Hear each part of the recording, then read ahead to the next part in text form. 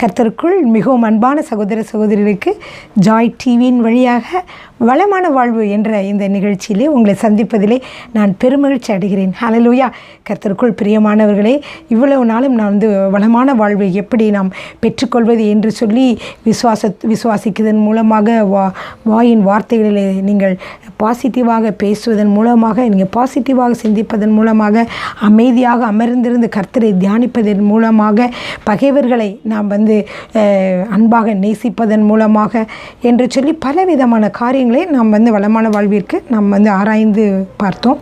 இன்றைய நாளிலும் நான் ஒரு குறைவற்ற ஜீவியம் செய்வதற்கு வேதத்தின் வழியாக இந்த வளமான வாழ்வுக்கு நிறைய வேதத்தின் வழியான வார்த்தைகளை உங்களுக்கு இந்த நாளிலே நான் உங்களுக்கு சொல்லப் போகிறேன். ஹல்லேலூயா. 3 யோவான் 2வது வசனம் வாசிக்கலாமா? 3 யோவான் 2வது வசனம். ஹல்லேலூயா. பிரியமானவனே, உன் ஆத்துமா வாழ்கிறது போல நீ எல்லாவற்றிலும் வாழ்ந்து சுகமாய் இருக்கும்படி வேண்டுகிறேன். பிரியமானவனே, உன் ஆத்துமா வாழ்கிறது போல நீ எல்லாவற்றிலும் வாழ்ந்து சுகமாய் இருக்க வேண்டுகிறேன் என்று சொல்லி இந்த வசனத்தை நாம் யோவானிலே பார்க்கிறோம். ஹல்லேலூயா. யோவான் இருக்கிறார். ஹல்லேலூயா. எனவே இதில் ஒரு முக்கியமான ஒரு கருத்து காணப்படுகிறது. நம்முடைய வாழ்க்கைக்கு மிகவும் தேவையான ஆவிக்குரிய வாழ்க்கைக்கு, சரீரப்பிரகாரமான வாழ்க்கைக்கு, ஒரு வெற்றியுள்ள வாழ்க்கைக்கு மிகவும் தேவையான ஒரு கருத்து இங்கே காணப்படுகிறது. பிரியமானவர்களே, எனவென்றால் உன் ஆத்துமா வாழ்கிறது போல நீ எல்லாவற்றிலும் வாழ்ந்து. ஹல்லேலூயா.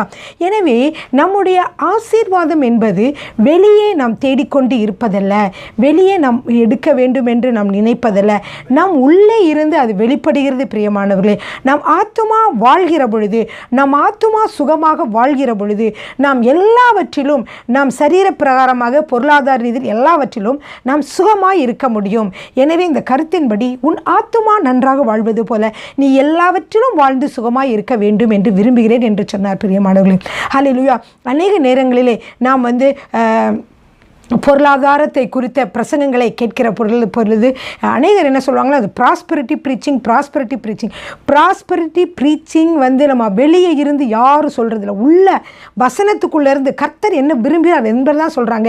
நீங்கள் நல்லா இருந்தால் தான் நீங்கள் மற்றவர்களை நீங்கள் நேசிக்க முடியும். நீங்கள் அந்த காலத்தில் இருக்க மாதிரி வெள்ளை ஜிப்பாவும் ஒரு கிழிஞ்சு போன ஒரு கொடையும் கொண்டுட்டு போகிறதுனால நம்ம அநேகர் ஆத்துமாக்களை வழி நடத்த முடியும், அநேகருக்கு உதவி செய்ய முடியும் நம்ம சொல்ல முடியாது.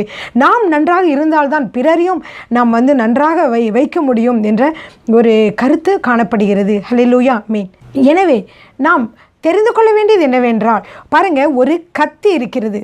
கத்தி தவறான கத்தி மிகவும் தவறானது. அதை வச்சிருக்கனால அநேகருக்கு கொலை காயங்கள் ஏற்பட ஏதுவாகிறது, தீமைக்கே உரியது என்று நாம் சொல்லலாம். ஆனால் அதே கத்தியை பயன்படுத்தி நாம் உணவுப் பொருள்களை வெட்டவும் மற்ற காரியங்களை கட் பண்ணவும் பயன்படுத்துகிறோம் அல்லவா? அந்த கத்தி நல்லவன் கையில் இருந்தால் நன்மையான காரியங்களை அவன் செய்ய முடியும். ஒரு நல்ல தாயாரிடம் இருந்தால் அவன் என்ன செய்வாங்க? காய்கறிகளை நறுக்கி சமையலுக்கு அதை உபயோகிப்பார்கள். அதே ஒரு தீயவனுடைய கையில் இருந்தால் அதை அவன் தீய காரியத்திற்கு பயன்படுத்துகிறதுக்கு ஏதுவாகிறது. எனவே இந்த கத்தி நமக்கு பெரிதல்ல, நமக்கு பொருளாதாரம் பெரிதல்ல. பொருளாதாரம் யாரிடம் இருக்கிறது என்பதுதான் மிகவும் முக்கியம். பிரியமானவர்களே, இந்த பொருளாதாரம் அல்லது இந்த ப்ராஸ்பெரிட்டி அல்லது வளமான ஒரு செழிப்பான காரியங்கள், ஒரு ஐஸ்வர்யம் ஒரு தேவனுடைய மனிதனிடம் இருக்க வேண்டும் என்பது தேவன் விரும்புகிறார். ஏனென்றால் தேவனுடைய மனிதனிடம் இருக்கிற பொழுது அவன் அதை சரியான விதத்திலே பயன்படுத்துவான். தனக்கு மட்டுமல்ல, தனக்கும் அவன் பயன்படுத்தி கொண்டு பிறருக்கும் அவன் பல காரியங்களிலே உதவி செய்வதற்கு அவன் அதை பயன்படுத்த முடியும். பிரியமானவர்களே, அதே ஐஸ்வர்யம் தேவையில்லாத மோசமான ஆட்களிடம் அது இருந்தால் அது எப்படி பயனாகிறது என்று உங்களுக்கு எல்லோருக்கும் தெரிந்து கொண்டே இருக்கிறது. இந்த நாட்களிலே நீங்கள் நியூஸ் எல்லாத்தையும் பார்க்கும்போது தெரிகிறது. பணத்தை வைத்து தவறான காரியங்களுக்கும் பிரயோஜனப்படுத்த முடியும் என்று சொல்லி நான் பார்க்கிறோம். எனவே இந்த பணமானது பைபிள் வசனத்தின்படி, பைபிளில் எந்த கருத்தும் தவறாக போடவில்லைங்கன்னு சொல்லியிருக்காங்களா? பணமோ எல்லாவற்றிற்கும் உதவும், ஆனால் பண ஆசையோ எல்லா தீமைக்கும் வேறாய் இருக்கிறது. பணத்தின் மேலே உனக்கு ஆசை இருக்கக்கூடாது. பணம் கர்த்தர் உனக்கு கொடுப்பார். ஹல்லேலூயா. ஆனால் பணத்தை சம்பாதிக்க வேண்டும் என்று நீ தீவிரமாக நீ முயற்சி செய்கிற பொழுது கெட்ட காரியங்களே உனக்கு முதலில் குறிக்கிடும் போது இந்த மாதிரி தவறு செய்து நம்ம லட்சமாக சம்பாதிக்கலாம், இந்த மாதிரி செய்து நம்ம அநேக பணத்தை சம்பாதிக்கலாம். இப்படி ஒரு குரூப்பில் சேர்ந்தோம்னா நிறையா பணம் கிடைக்கும், அல்லது ஒருத்தனை வந்து கொலை செய்தால் இவ்வளோ உனக்கு கோடி கோடியாக தரேன், நீ இந்த காரியத்தை சேர்ந்த தரேன்னு சொல்லி உலகத்தில் நிறைய சொல்லிட்டு இருக்காங்க இல்லையா? அதனால் பணத்தின் மேலே ஆசை இருந்தால் தவறான காரியங்களுக்கு நாம் போக நேரிடும். ஆனால் நாம் அப்படி பணத்தின் மேலே ஆசை இருக்கக்கூடாது என்பதற்காக தான் வேத வசனத்திலே பண ஆசையோ எல்லா தீமைக்கும் வேறாக இருக்கிறது என்று சொல்லப்பட்டிருக்கு. எனவே நமக்கு பண ஆசை தேவையில்லை பிரியமானவர்களே. கர்த்தர் கொடுத்தால் அதை நீங்கள் வாங்கி அதை பயன்படுத்துங்கள். ஹல்லேலூயா. முதலாவது உங்கள் உள்ளத்திலே அந்த ஆர்வம் இருக்க வேண்டும். கர்த்தர் பணத்தை அவர் கொடுத்தாலும் அல்லது அவர் செல்வ செழிப்புள்ள ஒரு வாழ்வை கொடுத்தாலும் எனக்கு இதெல்லாம் வேண்டாம் என்று சொல்லி நீங்கள் ஒதுங்கினீர்கள் என்றால் நீங்கள் என்ன செய்வீங்க? நீங்கள் அந்த பணத்தை குறைவாக, அதாவது பணம் குறைவான நிலைமையில் உங்களுக்கு இருக்குன்னா பணத்தை சம்பாதிப்பதிலே நீங்கள் நேரத்தை செலவழிக்க வேண்டும். உங்களுடைய கடன்காரர்களுக்கு நீங்கள் பதில் சொல்வதிலே உங்கள் நேரம் காலம் போய்விடும். பணத்தை இந்த காரியத்தை எப்படி சமாளிப்பது என்று கவலையிலே உங்களுடைய நேரங்காலங்கள் போயிடும். எனவே உங்களுடைய பொன்னான நேரங்களை இப்படியெல்லாம் கழிக்காமல் நீங்கள் கர்த்தருக்குள்ளே நீங்கள் ஜெபித்து இருக்கிற பொழுது, வேத வசனங்களை விசுவாசிக்கிற பொழுது எல்லா காரியங்களும் எப்படி சமாதானம், சந்தோஷம், பரிசுத்தம் எல்லாம் வருகிறதோ அதே போலவே ஐஸ்வர்யமும் உங்களை அடையும் பிரியமானவர்களே. முதலாவது உங்களுடைய சிந்தனைகளிலே நீங்கள் வாஞ்சிக்க வேண்டும். ஹல்லேலூயா. வார்த்தைகளிலே நீங்கள் வாஞ்சிக்க வேண்டும். கர்த்தர் இங்கே இருக்கிற இந்த உலகத்தில் நாம் இருக்கிற நாட்கள் வரைக்கும் நாம் பிறருக்கு நாம் உதவி செய்கிற மக்களாக, அநேகரை இந்த பணத்தை அழிந்து போகிற இந்த பணத்தின் மூலமாக ஆதாயம் செய்கிற மக்களாக, ஆத்தும ஆதாயம் செய்கிற மக்களாக நாம் மாற வேண்டும் பிரியமானவர்களே. ஹல்லேலூயா. சரிங்க, இப்பொழுது நாம் வேதத்தின் வழியாக நம்ம பார்க்க போகிறோம். பாருங்கள், இந்த வசனத்தை நான் சொன்னதுபடி உன் ஆத்மா வாழ்கிறது போல நீ எல்லாவற்றிலும் வாழ்ந்து என்று சொல்லுகிற பொழுது, இந்த எல்லாவற்றிலும் என்கிற பொழுது நம்முடைய காரியங்களை பார்க்க வேண்டும். நம்முடைய வாழ்க்கையிலே நம்மை பொறுத்தளவுக்கு அநேகமான காரியங்கள் உண்டு. நம்முடைய வாழ்க்கையிலே ஒவ்வொருவருக்கும் வித்தியாசமான பகுதிகள் உண்டு.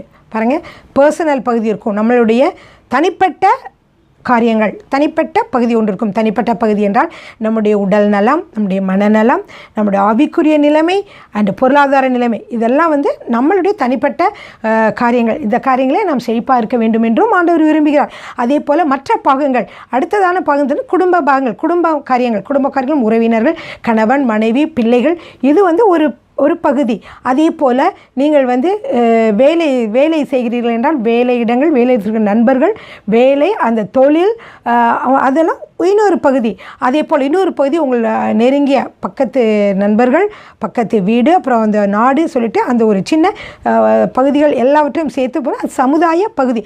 இப்படியாக பகுதிகள் இருக்கின்றன. இந்த எல்லா பகுதிகளிலும் அதே போல் ஆவிக்குரிய பகுதியில் பார்த்தீர்கள் என்றால் என்னவென்றால் ஆவிக்குரிய காரியங்கள் என்ன இருக்குதுன்னா சந்தோஷம், சமாதானம், வெற்றி வாழ்க்கை, பரிசுத்தம் என்று சொல்லி நம்முடைய எல்லா காரியங்களும் சமாதானமாக இருக்கக்கூடிய இந்த காரியங்கள் அனைத்தும் இன்னொரு ஆவிக்குரிய பகுதியாக இருக்கிறது. ஸோ நம்ம வசனத்தை வாசிக்கிற பொழுது எல்லாவற்றிலும் என்று சொல்லுகிற போது இந்த காரியங்கள் அனைத்துமே உரியதாக இருக்கிறது பிரியமானவர்களே. ஹல்லேலூயா.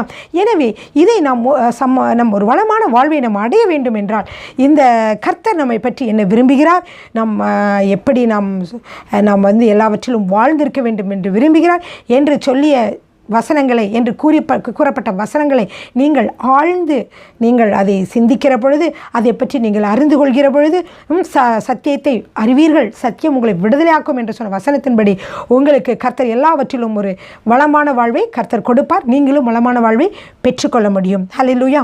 ஆமென். ஹல்லேலூயா. வேத வசனத்தின் மூலமாக பார்க்க போகிறோம். நாம் சமாதானமான ஒரு வளமான வாழ்வை அடைய வேண்டும் என்பதே தேவனுடைய திருச்சித்தமாக இருக்கிறது. எனவே நான் சொல்லுகிற வசனங்களை நீங்கள் கட்டாயமாக குறித்து வைத்துக் கொள்ளுங்கள், அல்லது நீங்கள் திரும்பமாக யூடியூப்பில் போய் அந்த வசனங்களெல்லாம் நீங்கள் எழுதி குறித்து வைத்துக் கொள்ளுங்கள். இப்போ சொல்ல போகிற வசனங்கள் மிகவும் முக்கியமாக உங்கள் வாழ்க்கைக்கு மிகவும் பிரயோஜனமான வார்த்தைகள். ஹல்லேலூயா. கர்த்தர் உங்களுடைய வாழ்வை குறித்து என்ன விரும்புகிறார், ஹல்லேலூயா, அதை பற்றி சொல்ல போகிறேன். எடுத்துக்கொள்வோமா? 1 தீமோத்தேயு 6:17. 1 தீமோத்தேயு 6ஆம் அதிகாரம் 17வது வசனம். நாம் அனுபவிக்கிறதற்கு சகலவித நன்மைகளையும் நமக்கு சம்பூர்ணமாய் கொடுக்கிற ஜீவனுள்ள தேவன். நம்முடைய தேவன் எப்படிப்பட்டவர்? சம்பூர்ணமாய் கொடுக்கிறவர். எதை சம்பூர்ணமாய் கொடுக்கிறவர்? நாம் அனுபவிப்பதற்கு சகலவித நன்மைகளையும் சம்பூர்ணமாய் கொடுக்கிற தேவனாக இருக்கிறார். ஹல்லேலூயா. எனவே நீங்கள் ஜெபத்திலே கேட்கிற பொழுது, ஆண்டவரே நீர் ஆண்டவரே எங்களுக்கு நாங்கள் அனுபவிப்பதற்கு சகலவித நன்மைகளையும் சம்பூர்ணமாக கொடுக்கிற தேவனாக நீங்கள் இருக்கிறீங்க, நான் விசுவாசிக்கிறேன் ஆண்டவரே, நீர் என்னுடைய வாழ்க்கையிலே எல்லா சகலவித நன்மைகளையும் நீர் கொடுப்பீர் என்று நான் விசுவாசிக்கிறேன் என்று சொல்லி நாம் அறிக்கையாக நாம் சொல்ல வேண்டும். ஹல்லேலூயா. இது ஏற்கனவே உங்களுக்கு அருளப்பட்டிருக்கிறது. எப்பொழுது நீங்கள் இயேசு கிறிஸ்துவை ஏற்றுக்கொண்டீர்களோ அப்பொழுதே அவருடைய ராஜ்யம் உங்களுக்குள்ளே வருகிறது. அதாவது அவருடைய ஆளுகைக்கு நீங்கள் ஒப்புக் கொடுக்கிறீர்கள். அவருடைய இந்த அன்பின் ஆளுகைக்குள்ளே நீங்கள் ஒப்புக் கொடுக்கிற பொழுது சகலவித நன்மைகளும் உங்களுக்குள்ளே இருக்கிறது. இது அநேகருக்கு தெரிவதில்லை. எனவே இந்த வேத வசனத்தின் மூலமாக நீங்கள் தெரிந்து கொள்ளும்படியாக நான் விரும்புகிறேன். ஹல்லேலூயா. ஆமீன். அடுத்த வசனம் 2 தீமோத்தேயு 4:18. 2 தீமோத்தேயு 4:18. கர்த்தர் எல்லா தீமை நின்றும் என்னை ரட்சித்து. ஆண்டவர் நீங்கள் தீமையில் பகைவர்களோடு போராட வேண்டும் என்று அவர் விரும்பவில்லை. எல்லா தீமையிலிருந்தும் உங்களை ரட்சிக்கிறார் என்பதை தெரிந்து கொள்ளுங்கள். அவர் எல்லா தீமையிலிருந்தும் உங்களை ரட்சிக்க விரும்புகிறார். அடுத்த வசனம் 2 கொரிந்தியர் 9:18.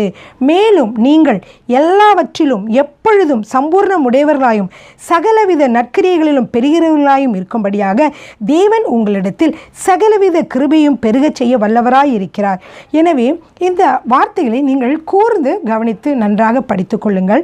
நீங்கள் எல்லாவற்றிலும் எப்பொழுதும் சம்பூர்ணம் உடையவர்களாயும், நம்ம எப்படி இருக்கணுமா? எல்லா விதத்திலும் எப்பொழுதுமே நம்ம சம்பூர்ணமாக இருக்கிற, சிறு வயதாக இருந்தாலும் வயதானவர்களானாலும் நாம் சம்பூர்ண உடையவர்களாக இருக்க வேண்டும் என்பது ஆண்டவருடைய விருப்பம். அது மட்டுமல்ல, சம்பூர்ணம் உடையவர்களாயும் சகலவித நற்கிரியைகளும் பெறுகிறவர்களாயும். ஏன் ஆண்டவர் நம்மை சம்பூர்ணம் உடையவர்களாக மாற்ற வேண்டும் என்று விரும்புகிறார்? சம்பூர்ணம் என்றால் பரிபூர்ண ஆசீர்வாதம். ஏன் பரிபூர்ண ஆசீர்வாதத்தை ப்ராஸ்பரிட்டி கர்த்தர் தர வேண்டும் என்று விரும்புகிறார்? ஏனென்றால் சகலவித நற்கிரியைகளிலும் பெறுகிறவர்களாய் நாம் இருக்க வேண்டும். வெறும் கை முழம் போட முடியாது. வெறும் கை முழம் போட முடியாது என்று சொல்வார்கள் அல்லவா? உங்கள் சட்டியில் இருந்தால் தான் அகப்பையிலே வரும் என்றும் நாம் பழமொழி சொல்லுவோம். எனவே நம்மிடம் இருந்தால் தான் நாம் என்ன செய்ய முடியும்? மற்றவர்களுக்கு கொடுக்க முடியும். நமக்கே குறைவுள்ளவர்களாக இருந்தால் நாம் மற்றவர்களுக்கு உதவி செய்ய முடியாது அல்லவா? எனவே இந்த வசனத்தின்படி நற்கிரியைகளை பெறுகிறவர்களாக இருக்க வேண்டும் என்று தேவன் என்ன செய்கிறார்கள்? உங்களிடத்தில் சகலவித கிருபையும் பெருக செய்கிறார். கிருபை என்றால் கிரேஸ். இது நம்மளால் வருகிறதில்ல, தகுதி இல்லாதவர்கள் கர்த்தர் கொடுப்பது. எனவே நீங்கள் தகுதி இல்லாதவர்களாக அல்லது படிப்பு விஷயத்திலோ அல்லது பண விஷயத்திலோ அல்லது எந்த விஷயத்திலும் நீங்கள் தகுதி இல்லாதவர்களாக இருந்தாலும் நீங்கள் கர்த்தரை விசுவாசித்து அவரிடம் வருகிற பொழுது அவர் உங்களை தகுதிப்படுத்தி இந்த கிருபைகளை அவர் வழங்க உதவி செய்ய வல்லமை உள்ளவராக இருக்கிறார். பிரியமானவர்களே, ஹல்லேலூயா. ஆமீன். அடுத்ததாக ஒரு வசனத்தை வாசிக்கலாம். மத்தேயு 21:22. மத்தேயு 21:22. நீங்கள் விசுவாசம் உள்ளவர்களாய் ஜெபத்திலே எவைகளை கேட்பீர்களோ அவைகளை எல்லாம் பெறுவீர்கள் என்றார். நீங்கள் விசுவாசம் உள்ளவர்களாய் ஜெபத்திலே எவைகளை கேட்பீர்களோ அவைகளை எல்லாம் பெறுவீர்கள் என்று வேதவசனம் சொல்லுகிறது. எனவே ஒரு காரியங்களை பெற்றுக்கொள்ள நமக்கு விசுவாசம் மிகவும் அவசியமானதாக இருக்கிறது. பிரியமானவர்களே, ஹல்லேலூயா. அதற்கு அடுத்ததாக நாம் பார்க்கலாம். ரோமர் 8:28. ரோமர் 8:28. அன்றியும் அவருடைய தீர்மானத்தின்படி அழைக்கப்பட்டவர்களாய் தேவனிடத்தில் அன்பு கூறுகிறவர்களுக்கு சகலமும் நன்மைக்கு ஏதுவாக நடக்கிறது என்று அறிந்திருக்கிறோம். அப்போது வசனம் ரோமர் 8:28 என்ன சொல்லப்பட்டிருக்கிறது? அன்றியும் அவருடைய தீர்மானத்தின்படி அழைக்கப்பட்டவர்களாய் அவர் தேவனிடத்தில் அன்பு கூறுகிறவர்களுக்கு சகலமும் நன்மைக்கு ஏதுவாக நடக்கிறது என்று அறிந்திருக்கிறோம். எனவே நாம் கர்த்தரிடத்தில் அன்பு கூறுகிறவர்களாக அவருடைய தீர்மானத்தின்படி அழைக்கப்பட்டவர்களாக நாம் இருப்பதினாலே நமக்கு சகலமும் நன்மைக்கு ஏதுவாகவே நடைபெறுகிறது. ஹல்லேலூயா. அதற்கு அடுத்ததாக இன்னொரு வசனத்தை வாசிக்கலாம்.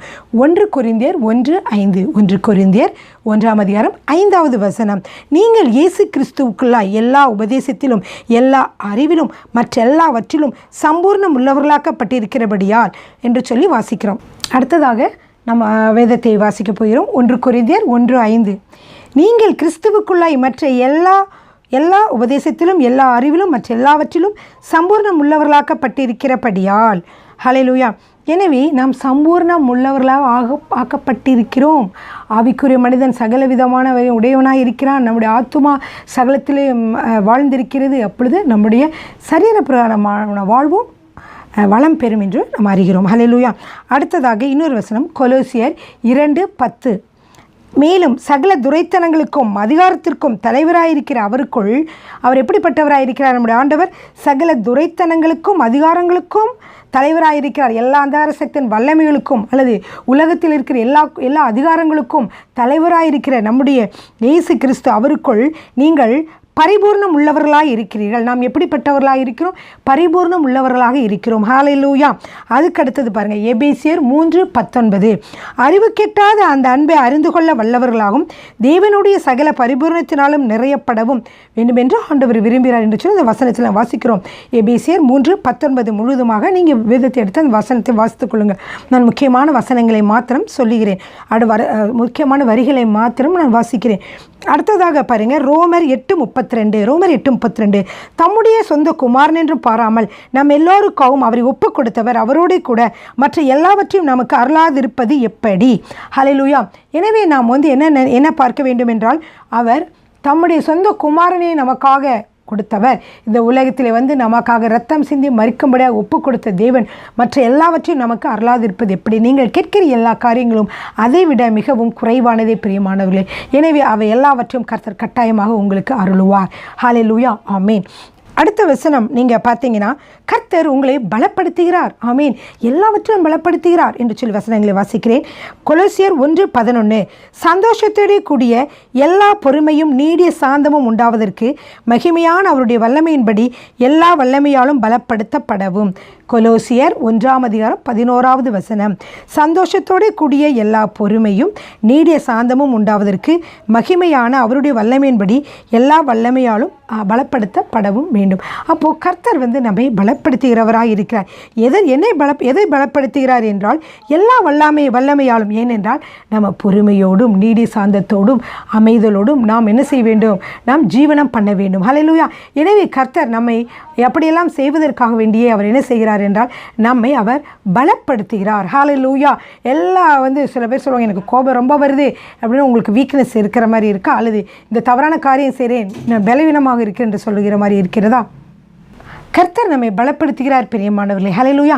அவர் நம்ம கோபப்படாமல் நம்ம நல்ல ஜீவனம் செய்வதற்காக சண்டையிடாமல், கோபம், சண்டை, பகை இவைகளெல்லாம் நம்முடைய வாழ்க்கையில் பல கெட்ட காரியங்களை, தீமையான காரியங்களை நம்முடைய வாழ்க்கையிலே கொண்டு வரும், பின் விளைவுகளை கொண்டு வரும், மனவேதனை கொண்டு வரும். எனவே கர்த்தர் இந்த விதமான ஒரு கோபமோ அல்லது நம்ம பொறுமை இல்லாதவர்களாகவோ அல்லது நாம் பரிசுத்தம் இல்லாதவர்களாகவோ அல்லது மற்ற குறைவுகளை உடையவர்களாகவும் நாம் இருந்தாலும் கர்த்தர் நம்மை என்ன செய்கிறார்? பலப்படுத்துகிறார். அவருடைய கிருபை நம்மை பலப்படுத்துகிறது. அதான் இந்த வசனத்தில் வாசிக்கிறோம். கொலோசியர் 1:11. சந்தோஷத்தோடு கூடிய எல்லா பொறுமையும் நீடிய சாந்தமும் உண்டாவதற்கு மகிமையான அவருடைய வல்லமையின்படி எல்லா வல்லமையாலும் பலப்படுத்தப்படவும் என்று பார்க்கிறோம். அடுத்ததாக பாருங்கள், பிலிப்பியர் 4:13 வசனத்திலே, என்னை பலப்படுத்துகிற கிறிஸ்துவினாலே எல்லாவற்றையும் செய்ய எனக்கு பலன் உண்டு. எனவே எல்லாவற்றையும் செய்ய நமக்கு பலன் யார் கொடுக்கிறார்? நம்மை பலப்படுத்துகிற கிறிஸ்து. ஹல்லேலூயா. அதுக்கடுத்ததாக சங்கீதம் 1:3 வாசிக்கிற பொழுது, அவன் செய்வதெல்லாம் வாய்க்கும். அதற்கப்புறம் பாருங்க, நம்மளுடைய கர்த்தர் நெருக்கம், ஒரு நெருக்கம் இல்லை, எல்லா நெருக்கம், எல்லா பயம், எல்லா தீமையிலிருந்து விளக்குகிறார். அதற்குள்ள வசனங்களை வாசிக்கிறேன். சங்கீதம் 54:7. அவர் எல்லா நெருக்கத்தையும் நீக்கி என்னை விடுவித்தார். 2 தீமோத்தேயு 4:18. கர்த்தர் எல்லா தீமை நின்றும் என்னை ரட்சித்து. ஹல்லேலூயா. அப்புறம் பாருங்க, இன்னொரு வசனம் சங்கீதம் 34:6. என்னுடைய எல்லா பயத்திற்கும் என்னை நீங்களாக்கி விட்டார். பிலிப்பியர் 4:4. கர்த்தருக்குள் எப்பொழுதும் சந்தோஷமாயிருங்கள். அடுத்த வசனம் சங்கீதம் 121:7. கர்த்தர் உன்னை எல்லா தீங்குக்கும் விலக்கி காப்பார், அவர் உன் ஆத்துமாவையும் காப்பார். சங்கீதம் 138:8. கர்த்தர் எனக்காக யாவையும் செய்து முடிப்பார். அடுத்து 2 தீமோத்தேயு 2:7. கர்த்தர் எல்லா காரியங்களும் உனக்கு புத்தியை தந்தருள்வார். அதுக்கப்புறம் 2 பேதுரு 1:3. தம்முடைய மகிமையினாலும் காருண்யத்தினாலும் நம்மை அழைத்தவரை அறிகிற அறிவினாலே ஜீவனுக்கும் தேவபக்திக்கும் வேண்டிய எல்லாவற்றையும் அவருடைய திவ்ய வல்லமையானது நமக்கு தந்தருளதும் அன்றி. அப்போது ஜீவனத்திற்கு, தேவபக்திக்கு, நம்ம அமைதியாக வாழ்வதற்கு, சமாதானமாக வாழ்வதற்கு எல்லாவற்றிற்கும் தேவையான திவ்ய வல்லமையானது நமக்கு என்ன செய்கிறார்? அவர் திவ்ய வல்லமையினால் அவர் நமக்கு எல்லாவற்றையும் தந்தருளி இருக்கிறார். ஹல்லேலூயா. ஆமேன். எனவே பாருங்கள் பிரியமானவர்களே, நான் இவ்வளோ நேரம் நான் அநேக வசனங்களை உங்கள் மத்தியிலே நான் வாசித்தேன். 2 கொரிந்தியர் 2:14 வாசிக்கிறேன். கிறிஸ்துவுக்குள் எப்பொழுதும் எங்களை வெற்றி சிறக்க பண்ணி எல்லா இடங்களிலேயும் எங்களை கொண்டு அவரை அறிகிற அறிவின் வாசனையை வெளிப்படுத்துகிற தேவனுக்கு ஸ்தோத்திரம். அப்போ கிறிஸ்துவுக்குள் எப்பொழுதும் எங்களை வெற்றி சிறக்க பண்ணி எல்லா இடங்களிலும் எங்களை கொண்டு அவர் என்ன செய்கிறார்? அவர் அவருடைய வாசனையை வெளிப்படுத்துகிறார். ஹல்லேலூயா! எவ்வளோ அருமையான வார்த்தைகள்! இந்த வார்த்தைகளெல்லாம் அடிக்கடி நீங்கள் தியானித்து இதை நீங்கள் அறிக்கையிடுங்கள். உங்கள் வாழ்க்கையில் இது அனைத்தும் நடைபெறும் பிரியமானவர்கள். ஹல்லேலூயா! ஸ்தோத்திரம்.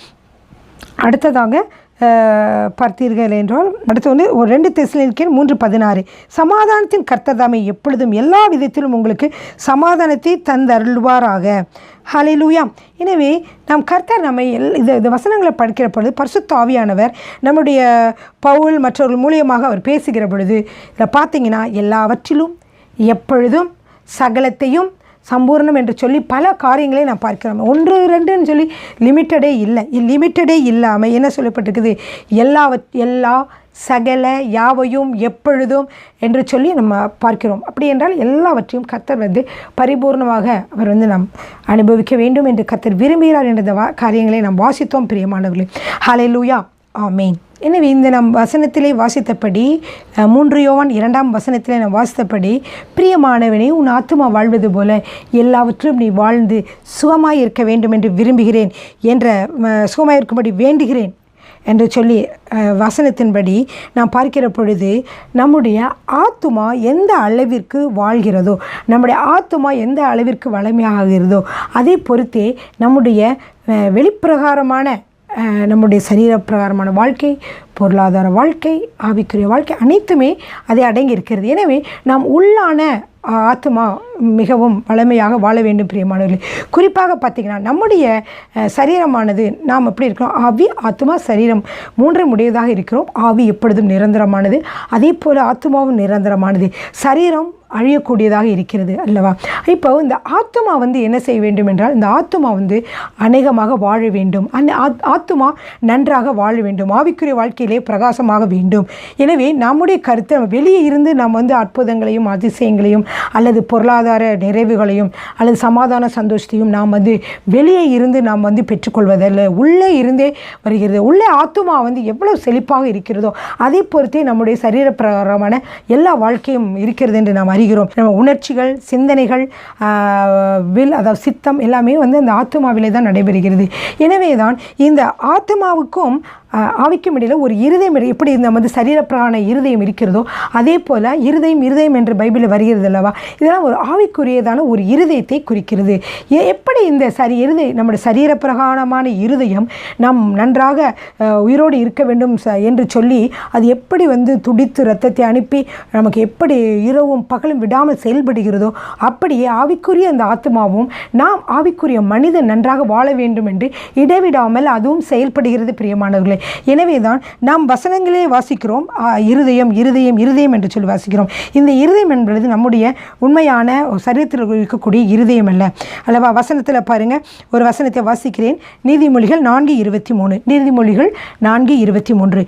எல்லா காவலோடும் உன் இருதயத்தை காத்துக்கொள், அதனிடத்தில் நின்று ஜீவ ஊற்று புறப்படும் என்று சொல்லி நம்ம பார்க்கிறோம். அப்படி என்றால் என்னவென்றால் உங்களுடைய இருதயத்திலே, அது ஆவிக்குரிய இருதயத்திலே இருந்துதான் ஜீவ ஊற்று புறப்படுகிறது. அது எல்லா காவலோடும் நீ பாதுகாத்துக்கொள்.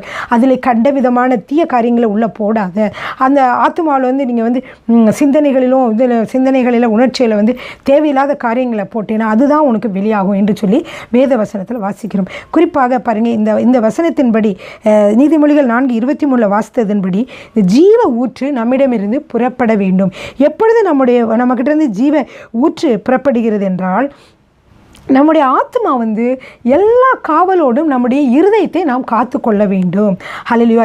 இருதயம் ஆத்மா எல்லாம் ஒன்று தான். ஸோ அந்த இடத்துல நம்ம என்ன செய்கிறோம்? அந்த ஆத்மாவில் என்ன செய்கிறோம் என்றால் ஒரு எல்லா காவலோடும் பாதுகாத்து கொள்கிறோம் இல்லையா? வேத வசனத்தை உள்ள வைக்கிறோம், கர்த்தரை துதிக்கிறோம், அவரை மகிமைப்படுத்துகிறோம். இப்படிப்பட்ட நல்ல காரியங்களிலாக நீங்கள் இருக்கிற பொழுது உங்கள் உள்ளத்திலிருந்து ஜீவ ஊற்று புறப்படும் என்று வேத வசனம் சொல்லுகிறது. ஹல்லேலூயா! எனவே நாம் வெளியிலிருந்து நம் ஆசீர்வாதங்களை தேடாமல் வேதத்தின்படி நம் உள்ளே இருந்தே ஜீவ ஊற்றுக்கள் ஆசீர்வாதங்கள் நமக்குள்ளே வருகிறது என்று நாம் தெரிந்து கொள்கிறோம். ஹல்லேலூயா. எனவே நாம் அடுத்ததாக இன்னொரு அதாவது தேவன் என்ன இன்னொரு வசனத்தை நான் வாசிக்க போகிறேன். யோவான் 7:38 யோவான் 7:38 வேத வாக்கியம் சொல்லுகிறபடி என்னிடத்தில் விசுவாசமாக இருக்கிறவன் எவனோ அவன் உள்ளத்திலிருந்து ஜீவ தண்ணீருள்ள நதிகள் ஓடும். என்னவா என்ன போட்டிருக்குதுன்னா, என்னிடத்தில் விசுவாசமாக இருக்கிறவன் எவனோ அவன் உள்ளத்திலிருந்து ஜீவ தண்ணீர் உள்ள நதிகள் ஓடும் என்று சொல்லி பார்க்கிறோம். ஜீவ ஊற்று இதயத்திலிருந்து புறப்படும் என்று சொல்லி பார்க்கிறோம். இப்படியாக இந்த மனித இருதயத்திலிருந்து, அதாவது நம்மளுடைய ஆத்மாவிலிருந்து ஜீவ ஊற்று புறப்பட்டு ஜீவ தண்ணீருள்ள நதிகளாக வெளியிலே பாய வேண்டும் என்பதே தேவனுடைய ஒழுங்கு. இதில் இருந்தே நமக்கு சமாதானம், இதில் இருந்தே நம்முடைய வாழ்க்கையிலே சுகம், அதாவது ஆரோக்கியம், நம்ம உள்ளே இருந்தே நமக்கு பரிசுத்தம், நம்ம உள்ளே இருந்தே பொருளாதாரத்தில் மேன்மை, நம்ம உள்ளே இருந்தே அன்பு, சமாதானம், சந்தோஷம் எல்லாம் பெருக வேண்டும் என்று ஆண்டவர் அமைப்பு அப்படியே ஒரு ஒழுங்கு அமைத்திருக்கிறார். ஹல்லேலூயா. ஆனால் அநேக நேரங்களிலே அப்படி உள்ளத்திலிருந்து ஜீவ ஊற்று புறப்படுவதில்லை. அதற்கு பதிலாக என்ன ஓடுகிறது என்றால் 13 விதமான அசுத்த காரியங்களே நம்முடைய உள்ளத்திலிருந்து, சில உள்ளங்களிலிருந்து அப்படி புறப்படுகிறது. இதை ஆண்டவர் சொல்லியிருக்கிறார். எப்படின்னா, மனுஷனுக்குள்ளே இருந்து புறப்படுகிறதே மனுஷனை தீட்டுப்படுத்தும். அப்போ மனுஷனுக்குள்ளேருந்து புறப்படுகிறதே நமக்கு ஜீவனை கொடுக்க முடியும். இதே மனுஷனுக்குள்ளேருந்து புறப்படுகிறதே நம்மை தீட்டுப்படுத்தக்கூடியதாக, தீங்கிலை நடத்தக்கூடியதாக இருக்கிறது என்று வேத வசனம் சொல்லுகிறது. பிரியமானவர்களே, ஹல்லேலூயா. எனவே நான் இதை வாசிக்க விரும்புகிறேன். அதாவது ஜீவ ஊற்று புறப்படுவதற்கு பதிலாக 13 விதமான பாவங்களே இந்த சில மனிதர்களுடைய உள்ளத்திலிருந்து வெளிப்படுகிறது. எனவே நம் உள்ளத்திலிருந்து எப்படி என்ன வெளிப்படுகிறது என்று சொல்லி நாம் வாசிக்கலாம். இந்த வசனத்தின்படி வாசித்து இதில் இல்லாதவாறு நாம் இதை தடுத்து நிறுத்தி இதிலிருந்து நாம் விடுதலை கொண்டு வருகிறவர்களாக நாம் இருக்கணும். அது இருக்கிற பொழுது என்ன செய்கிறது? நம் உள்ளத்திலிருந்து ஜீவ ஊற்று புறப்பட்டு வருகிறது. ஹல்லேலூயா. மனுஷனுக்குள்ளே இருந்து புறப்படுகிறதே மனுஷனை தீட்டுப்படுத்தும். எப்படியெனில் மனுஷருடைய இருதயத்துக்குள்ளிருந்து பொல்லாத சிந்தனைகளும், விபச்சாரங்களும், வேசித்தனங்களும், கொலை பாதகங்களும், களவுகளும், பொருளாசைகளும், துஷ்டத்தனங்களும், கபடும், காமவிகாரமும், வன்கண்ணும், தூஷணமும், பெருமையும், மதிகேடும் புறப்பட்டு வரும். இவை நம்ம உள்ளத்திலிருந்து புறப்பட்டு வரக்கூடாத காரியங்கள். எனவே இந்த புறப்பட்டு வரக்கூடாத காரியங்கள். ஆனால் ஆண்டவர் என்ன சொன்னார்னா, அநேகருடைய உள்ளத்திலிருந்து இதுவே புறப்பட்டு வருகிறது ஜீவ ஊற்றுக்கு பதிலாக என்று சொன்னார். எனவே அந்த வார்த்தைகளை நாம் திரும்பவுமாக நாம் பார்க்க போகிறோம். மத்தேயு 7:20-23 வசனங்கள். மனுஷனுக்குள்ளே இருந்து புறப்படுகிறதே மனுஷனை தீட்டுப்படுத்தும். எப்படியெனில் மனுஷருடைய இருதயத்துக்குள்ளிருந்து பொல்லாத சிந்தனைகளும், விபச்சாரங்களும், வேசித்தனங்களும், கொலை பாதகங்களும், களவுகளும், பொருளாசைகளும், துஷ்டத்தனங்களும், கபடும், காமவிகாரமும், வன்கண்ணும், தூசணமும், பெருமையும், மதிகேடும் புறப்பட்டு வரும். அதனால் என்ன செய்யணும்? பொல்லாங்கானவைகளாகிய இவைகள் எல்லாம் உள்ளத்திலிருந்து புறப்பட்டு மனுஷனை தீட்டுப்படுத்தும். எனவே மனுஷனை தீட்டுப்படுத்தக்கூடிய காரியங்களை நாம் யோசித்தால், மனுஷனை எது தீட்டுப்படுத்துகிறது என்றால், வெளியே இருந்து வர காரியங்களெல்லாம் உங்களுக்குள்ளே இருந்தே, உள்ளே இருந்து இந்த காரியங்களை எப்படி வெளியேறுகிறது என்றால், உங்களுக்கு உடம்பில் இருக்கக்கூடிய கதவுகளாகிய கண்கள் வழியாக உள்ளே வருகிறது, உங்கள் காதுகள் வழியாக உள்ளே வருகிறது, உங்கள் வார்த்தைகளின் வழியாக உள்ளே போகிறது. இப்படியாக இந்த 13 விதமான பாவங்களும் எப்படி வருகிறது என்றால், நமக்கு இந்த பார்க்கிற காரியங்களிலிருந்து எல்லாம் உள்ளே போய் ஸ்டோர் ஆகி அங்கிருந்து என்ன செய்து வெளியே இந்த காரியங்கள் நமக்கு வெளியே வெளிப்படுகின்றன. எனவே நாம் எல்லா காவலோடும் நாம் இருதயத்தை காத்து கொள்ள வேண்டியது கட்டாயமாக இருக்கிறது. எனவே நம் இருதயத்தை நீங்கள் எப்பொழுதும் எல்லா காவலோடும் நீங்கள் பாதுகாத்து கொள்ளுங்கள். ஹல்லேலூயா. இன்னும் மேற்கொண்டு அடுத்த எபிசோடில் நான் இதை கொடுத்த அடுத்த பாகத்தை நான் உங்களுக்கு சொல்ல விரும்புகிறேன். ஏனென்றால் இதுவரைக்கும் நீங்கள் கேட்டுக்கொண்டது உங்கள் உள்ளத்திலிருந்து ஜீவ ஊற்று புறப்படும். ஆனால் அதற்கு பதிலாக 13 விதமான பாவங்களை அனைவருடைய வாழ்க்கையில் போகிறது. இதை எல்லாவற்றையும் நீங்கள் கர்த்தரிடம் மன்னிப்பு கேட்டு நீங்கள் ஜெபித்து நீங்கள் விட்டு விடுகிற பொழுது உங்களுடைய ஆத்துமா வாழ்கிறது. எனவே உங்கள் ஆத்துமாவில் இருந்து ஜீவ ஊற்று புறப்பட்டு உங்களை வளமான வாழ்வை அடைய செய்கிறது. ஹல்லேலூயா. ஆம் பிரியமானவர்களே, அடுத்த தொடரிலே நாம் சந்திப்போம். ஆமென்.